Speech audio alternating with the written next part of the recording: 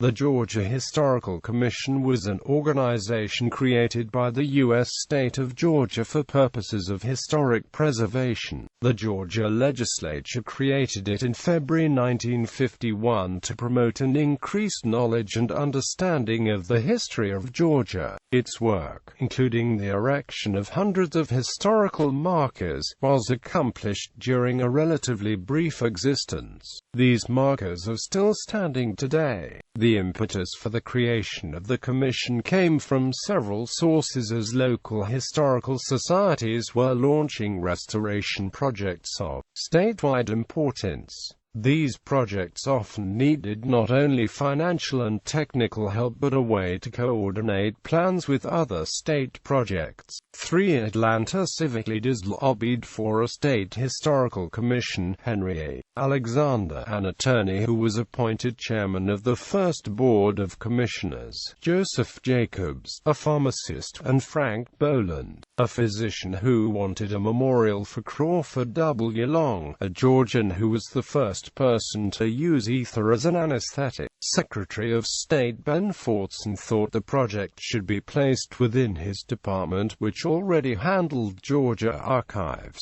Governor Herman Talmadge, after years of stormy political battles, was eager to support an initiative with wide appeal. The commission began its life inauspiciously, because the act that created it forbade state funding. It had no budget. In 1952, however, this roadblock was lifted, and the commission emerged as a significant state agency.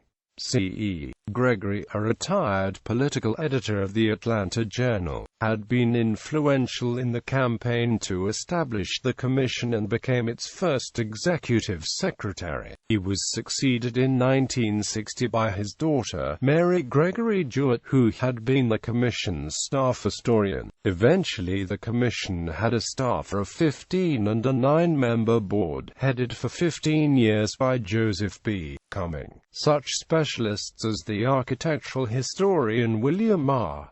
Mitchell, Jr. and the archaeologist Lewis H. Larson, Jr., who was involved in a new Ekota project, advised the board over the years. The commission also gained national recognition as a pioneer in state historic preservation. The most impressive of its major achievements was the acquiring, restoring, excavating, and developing of 20 historic sites, 15 of them staffed and 7 with museums, including New Ekota and the Chief Van House Historic Site. The commission's other major work was erecting some 1,800 historical markers. In 1962, the approaching American Civil War centennial inspired the commission to set 750 Civil War markers in place before the observance in 1965. After 1966, the commission served as the state's review board for the National Register of Historic Places. In 1973, Governor Jimmy Carter's governmental reorganization dissolved the 22-year-old commission. The successful agency dissolution has caused controversy and bitterness, but much of commission's work has remained as the Department of Natural Resources took over the commission's functions and maintained